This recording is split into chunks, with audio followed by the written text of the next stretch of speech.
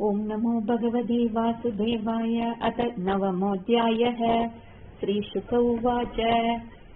आत्ममायामृते राजन् परस्य अनुभवात्मनः न गदेतार्थसम्बन्धः स्वप्नद्रष्टुरिवाञ्जसा बहुरूप इवा भाति मायया बहुरूपया रममाणो गुणेष्वस्य ममाहम् इति मन्यते।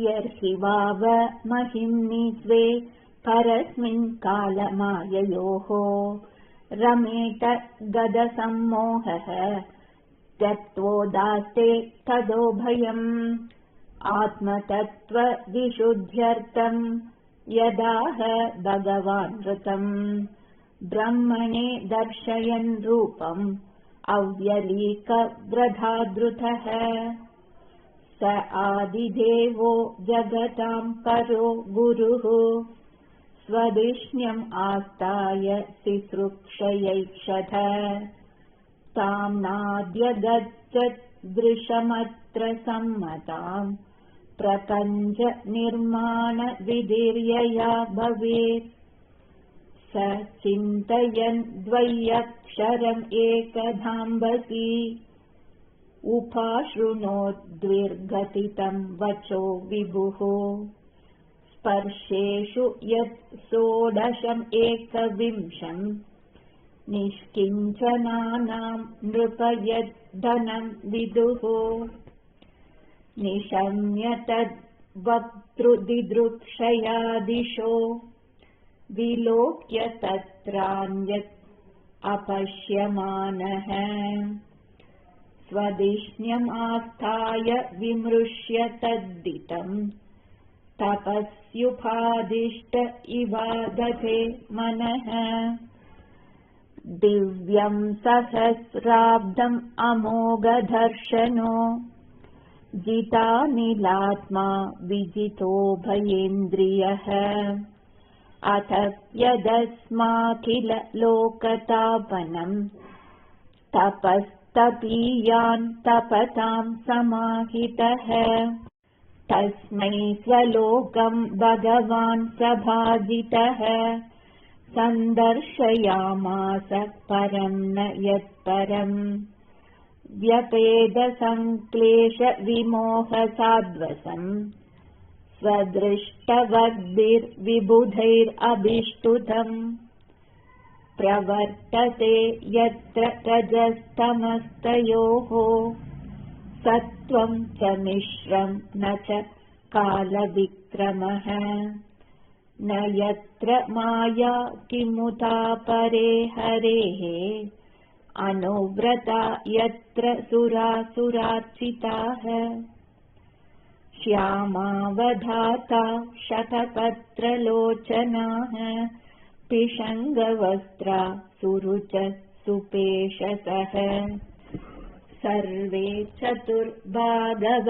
उन्मिषन्मणिप्रवेक निष्काभरणा सुवर्चसः प्रवालवैडूर्यमृणालवर्चस परिस्फुरत्कुण्डलमौलिमालिनः भ्राजिष्णुभिर्यः परितो विराजते लसद्विमानावलिभिर्महात्मनाम् विद्योधमानप्रमथोत्तमाद्युभिः सविद्युदभ्रावलिभिर्यथा नभः श्रीर्यत्र रूपिणी उरुघाय पादयोः करोति मानं बहुधा विभूतिभिः प्रेङ्गं श्रिताया कुसुमागरानुगैर्विगीयमाना प्रियकर्म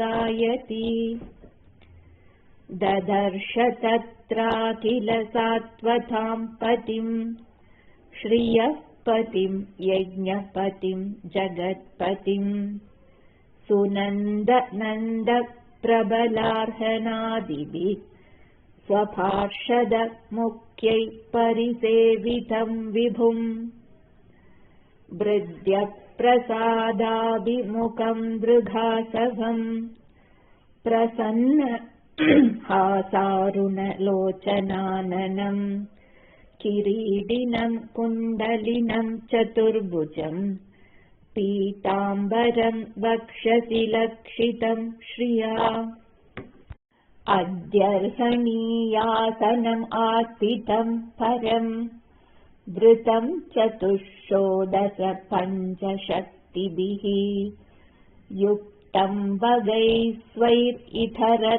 चाध्रुवैः स्वयेव धामन् रममाणम् ईश्वरम् तद्दर्शनाह्लादः परिप्लुतान्तरो हृष्यत्तनु प्रेमभराश्रुलोचनः न नाम पादाम्बुजमस्य विश्वसृक् यत्पारमहंस्येन पदाधिगम्यते तं प्रीयमाणं समुपस्थितं तथा प्रजाविसर्गे निजशासनार्हणम् बभाष ईषत् स्मितसोच्चिषा गिरा प्रियः प्रियं प्रीतमना करे स्पृशन् श्रीभगवानुवाच त्वया सन्तोषितः सम्यक् वेदगर्भस्य सृक्षया चिरं वृथेन तपसा दुस्तोषः कूटयोगिनाम् वरं वरय भद्रं ते वरेशं माभिवाञ्छितम् ब्रह्मन् श्रेयः परिश्रामः पुंसो मद्दर्शनावधिः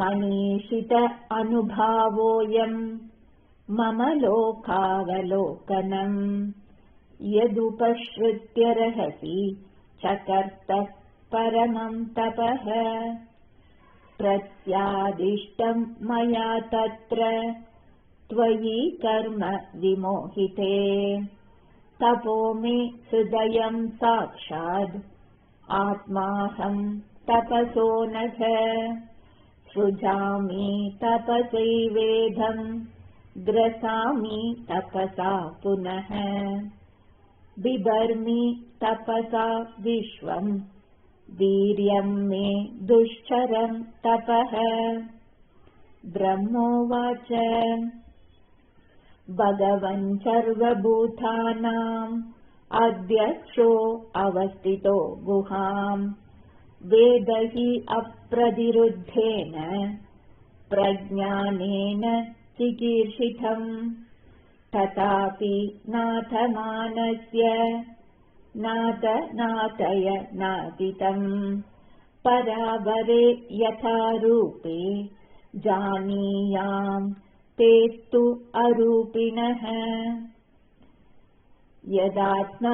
यदात्ममायायोगेन नानाशक्ति उपबृंहितम् विलुम्बन् विसृजन् गृह्णन् बिभ्रत् आत्मानम् आत्मना क्रीडस्य अमोघसङ्कल्प ऊर्णनाभिर्यथोर्नुते तथा तद्विषयां देहि मनीषां मयि माधव भगवच्चिक्षितम् अहं करवाणि ह्यतन्द्रितः नेहमानः प्रजासर्गम् बध्येयं यद् अनुग्रहात् यावत् सखा सख्युरिवेशते कृतः प्रजाविसर्गे विभजामि भोजनम् अविक्लवस्ते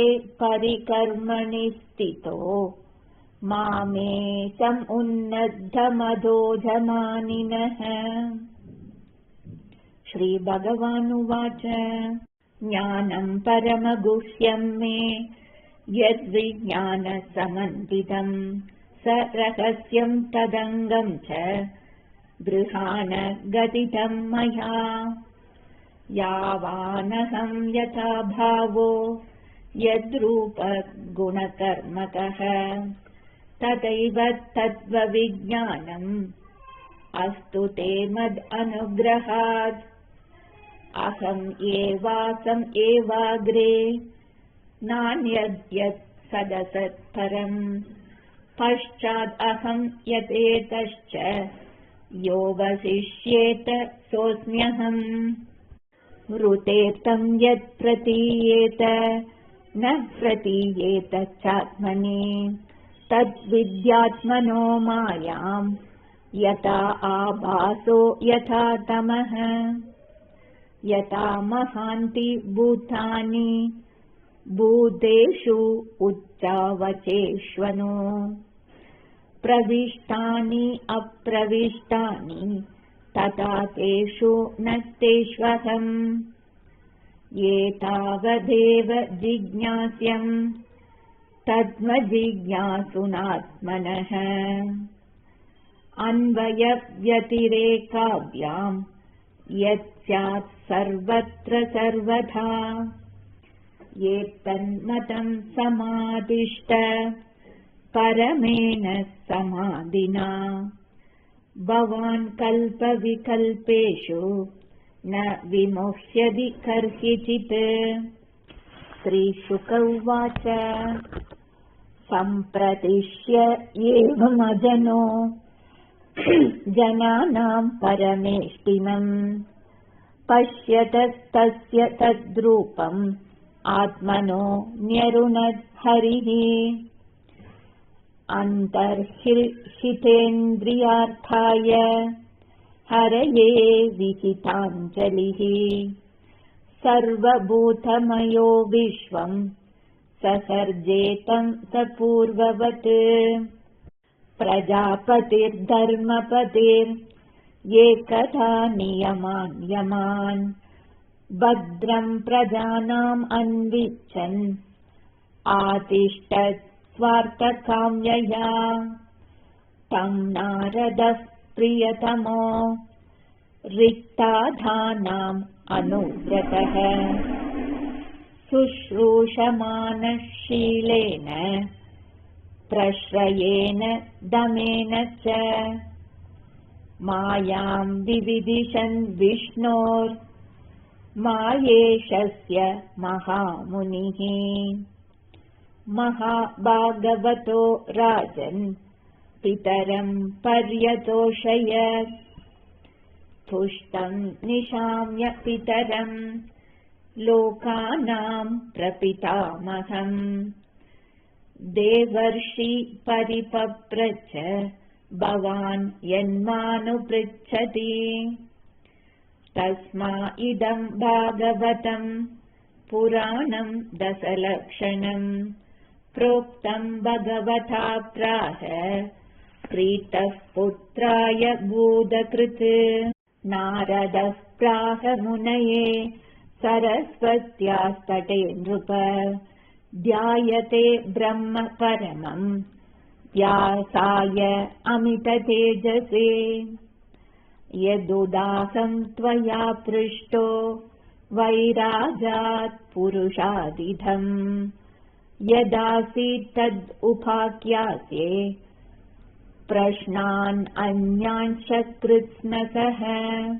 श्रीहरये नमः श्रीहरये नमः श्रीहरये नमः।